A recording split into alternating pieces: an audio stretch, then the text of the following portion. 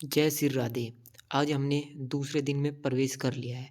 तो ये हमने नियम लिया था कि हर रोज़ हम भगवत गीता का पाठ किया करेंगे।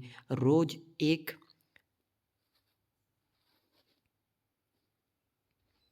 हर रोज़ एक श्लोक का वर्णन किया करेंगे।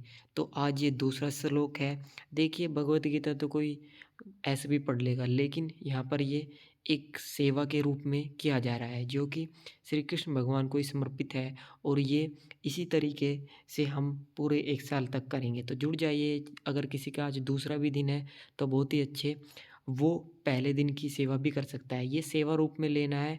ज्ञान तो सब ये एकत्रित करते हैं, पर लेकिन अगर उसको श्री कृष्ण को समर्पित दिया जाए तो उस ज्ञान का आपके जीवन में अति उत्तम प्रभाव होगा। तो आज शुरू करते हैं दूसरे दिन को। चलिए, तो देखिए, कल हमने देखा था कि जो संजय है, संजय ने बताया था धृतराष्ट्र को कि भाई युद्ध के लिए तैयारी हो रही है। आज देखिए दूसरे श्लोक में क्या कहा जा रहा है। संजय ने कहा, हे राजन, पांडव पुत्र द्वारा सेना की व्यूहरचना देखकर राजा दुर्योधन अपने गुरु के पास गया और उसने ये शब्द कहे। देखिए, संजय ने यहाँ पर बताया कि राजन, जो पांडव पुत्र द्वारा सेना का व्यूहरचना देखकर आपका जो बेटा है दुर्योधन, वो अपने गुरु के पास गया है। तो अब इसका तात्पर्य समझेंगे। धृतराष्ट्र जन्म से ही अंधा था। देखिए, आप सभी को पता होगा कि धृतराष्ट्र जन्म से ही अंधे थे। दुर्योधन वह अत्य आध्यात्मिक दृष्टि से भी वंचित था।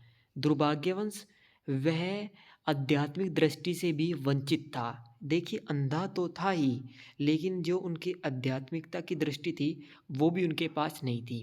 वह यह भी जानता था कि उसी के समान उसके पुत्र भी धर्म के मामले में अंधे हैं। धृतराष्ट्र को पता था कि जो उनके पुत्र हैं वो भी अंधे हैं। धृतराष्ट्र तो आंखों से भी अंधे हैं, लेकिन जो उनके पुत्र हैं वो धर्म के आध्यात्मिक से भी अंधे हैं। और उसे विश्वास था कि वे पांडव के साथ कभी समझौता नहीं करेंगे। धृतराष्ट्र को विश्वास था कि वे पांडव के साथ कभी समझौता नहीं करेंगे, क्योंकि वो धर्म की बात करेंगे और इनके बेटे जो है वो अधर्मी है, जिनको धर्म का ज्ञान नहीं है। तो इसलिए धृतराष्ट्र को पूरा पूरा विश्वास था कि ये पांडव के साथ कभी समझौता नहीं कर पाएंगे, क्योंकि पांचों पांडव जन्म से ही पवित्र थे। क्योंकि जो पांचों पांडव थे वो जन्म से पवित्र थे, मतलब कि वो आध्यात्मिक दृष्टि से पूरे, उनके पास एक आध्यात्मिक दृष्टि थी जो कि दुर्योधन के पास नहीं थी, इसलिए पवित्र थे। फिर भी उसे तीर्थ स्थल के प्रभाव के विषय में संदेह था। देखिए, जो धृतराष्ट्र थे, कल भी कहा था कि जो धृतराष्ट्र थे उन्हें थोड़ा सा संदेह था कि इतना पवित्र स्थान है, शायद उस पवित्र स्थान के वजह से उनके पुत्र का एक निर्णय ना बदल जाए कि मैं युद्ध ना करूं, क्योंकि ये अधर्म की बात है।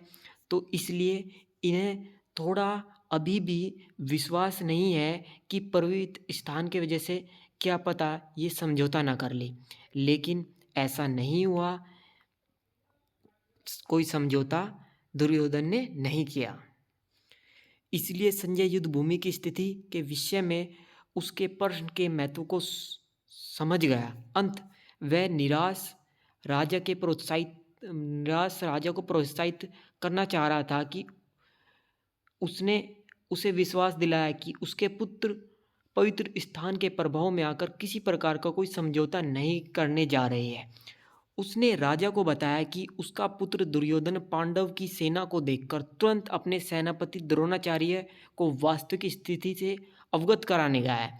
देखिए, यहाँ पर जो संजय है वो राजा को विश्वास दिला रही है कि जो आपका पुत्र है उसने कोई भी समझौता नहीं किया है, बल्कि वो तो पांडवों को देखकर अपने सेनापति द्रोणाचार्य के पास गया है, उन्हें बताने गया है कि युद्ध की वास्तविक स्थिति से अवगत कराने गया है। यद्यपि दुर्योधन को राजा यह कहकर संबोधित किया गया है, तो स्थिति भी गंभीरता के कारण उसे सेनापति के पास जाना पड़ा।